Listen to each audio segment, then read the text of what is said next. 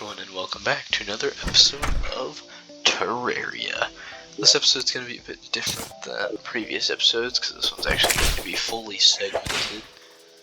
In this episode, I want to go and make more houses. Last episode, I built this admittedly low-effort house for the Angler and the Goblin, which I promise I'll make it look better once I get a pirate. But it is what it is for now. But that's kind of what I want to do in this episode. Though these houses that I'm going to make are probably going to be a bit higher effort. I want to make housing for every possible NPC in the game, with the exception of Santa Claus. I just want to do it now and get it over with. Well, I have the patience. So I need several houses in the desert, in the jungle, in the snow, underground, in the other ocean. I'll have to make a mushroom biome as well, above ground. But that's okay. So I'm going to be segmenting this so I can build all of those houses and then show you them all. And then in the next episode, I've got nothing better to do than fight the wall of flesh, so you can look forward to that. And I think first off, I'm going to actually get work on building the glowing mushroom first, so that while I build the other houses, the glowing mushrooms can spread to make an actual full biome. Yeah. Well, first, actually, do I have any mud? That's silt. That's ash. I've got a little bit of mud. I'll have to mine some mud, but then yeah, that's where I'm going to go first. I slightly regret how close to the base I made it. And that's why. But it is what it is, and it's too late now, and I'm not taking it back. But I've got a small little mushroom biome and a small little mushroom house. Right now the Dryad is moved in, but eventually I'll replace her with the Truffle. And then over here we've got the guides, that's that. And my next step is to go over to the jungle and make a jungle house. Alright, not only have I got the jungle home built, but as you can see I've got the pylon system up and running because the Dryad is happy. So this is my little jungle home. It's meant to be like an old converted ruin. Some of the grass still needs to spread and grow and such, but I'm liking how it looks. And yeah, the Dryad was happy, so I was able to get the pylon from her. So now I can go back and forth much easier.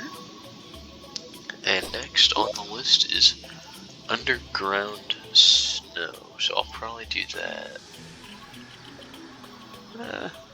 Probably either in this area. Actually, there's a crimson altar there, so not there. So probably over here above the spider den, which sounds like a terrible idea, but you never know. Yeah, underground snow is next. Then I'll be doing some moving around of NPCs, and hopefully I can get a zoologist soon, so I can get a better mount than this. Because I tried killing some more queen bees to get the bee mount. I killed 17 queen bees and did not get the bee mount. It was a tragedy. And I want something better. So hopefully underground snow achieves that. Another set of homes down and another pylon in the bag. Over here we've got, there they are. Over here we've got the snow pylon now of these two. These are NPCs that I already had though, so I'm not going to really focus on them. I also kind of changed my UI a bit so you can hopefully see better, because I was looking back and I realized that pretty much everything was unreadable because it was so small on the screen. So I apologize for that. It's hopefully fixed now. Then as far as NPCs go, got the painter now.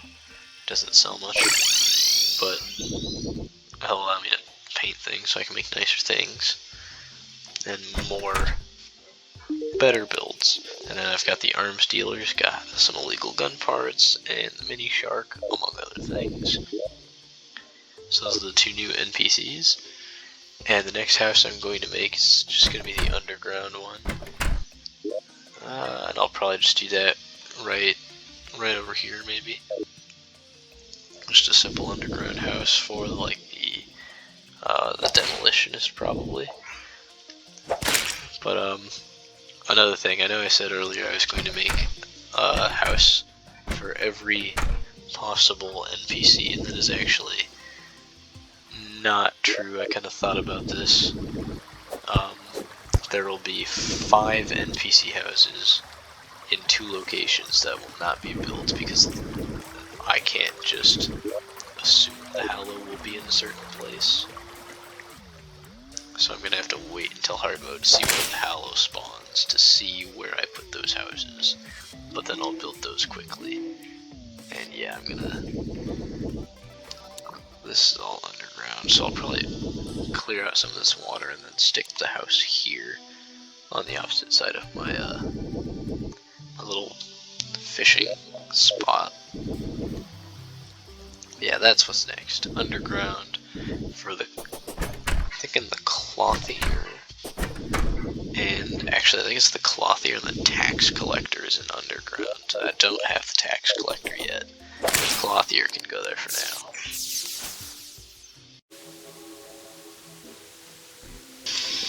New homes means a new pylon. Now we have the cavern pylon down here in this admittedly minimal effort house. We've got the clothier, who is happy, and the stylist, who is not. Finding the stylist was kind of a pain, made much easier now that I have the rare enemy icon. But yes, I now have the cavern pylon, and then replacing the clothier, got the witch doctor. So this is now a complete set. This will remain with these 3 NPCs for the entire rest of the game. They're all happy, and I've got a viewing station now because it's right over there. So I can make weapon flasks now, which will probably help me later on. And yeah, so I've got 4 pylons, 6 houses, 6 homes, 1 more to make, well, not 1 more to make, 1 more to make now, and then there's, because I'm going to do the ocean now, it's 1 more to make now, and then after that there will be the underground desert. Actually, I think just normal surface desert. Actually, I've got a list right here.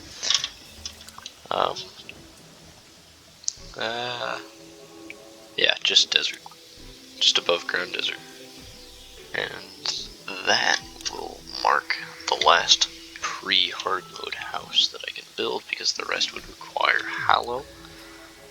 But I am in fact going to be doing the other ocean now, this ocean, and my plan is to make a big old boat out here in the middle of the sea and then stick the ocean pylon on top of it once I get it. So this one is actually going to be the only one besides my main house that's taken a decent amount of effort, so I'm going to get started now, and I'll be right back. Well, first of all, I apologize for my laptop fan. It's being quite loud right now, but another set of houses means another pylon. This one is a boat, and when I tell you this took a lot of work, I mean this took a lot of work. This took a lot of materials, this took a lot of time, this took a lot of effort. The stylist, and ironically, built a pirate ship, essentially, is the shape of it, and the pirate's not even going to live here. The pirate's going to live over with the angler. The stylist is here and here to stay. The demolitionist will eventually move, and I will have the party girl and the... Yeah, I'm trying to see if I can think of it. The dye trader. I'm gonna have the dye trader here as well, which I'm not quite sure why he hasn't moved in, because I thought I had a strange plant earlier, so I was hanging out with it, and he just never moved in. But either way, I have one set of houses left to build, and that is the above ground desert, which nobody that moves in there now will be here to stay, because both NPCs that I'm gonna stick in just the hard mode desert, or just in the above ground desert, are hard mode NPCs, and that will be the steampunker and the cyborg. But for now, it can just be whoever moves in there. So yeah, this boat took a lot of work, and it's not quite finished. I want to add cannons, but I can't do that until I get the pirate ship. Alternatively, I got the zoologist now, so I can get some saddles, which I probably will not buy, a flamingo mount that I will not buy, and pretty much everything else that I will not buy. So yeah, that's nice. Two interesting things. One, I've finally gotten the last pre-hard mode house built. Nobody's in it yet, but it is built. You can see it on the map.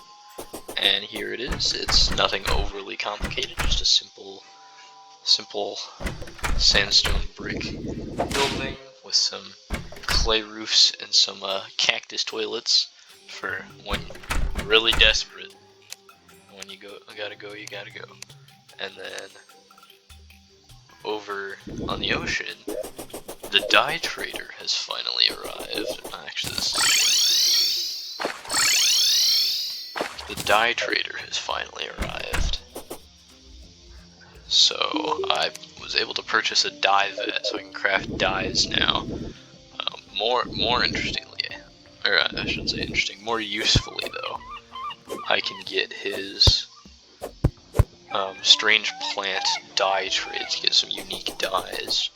So when I find some strange plants, I can really get some interesting dyes, so I can hopefully get some nice cool vanity. But now that that's done, I've got all the pre-hard mode housing just ready to go. So when I enter hard mode, it'll be quite a bit easier to get NPC housing, and then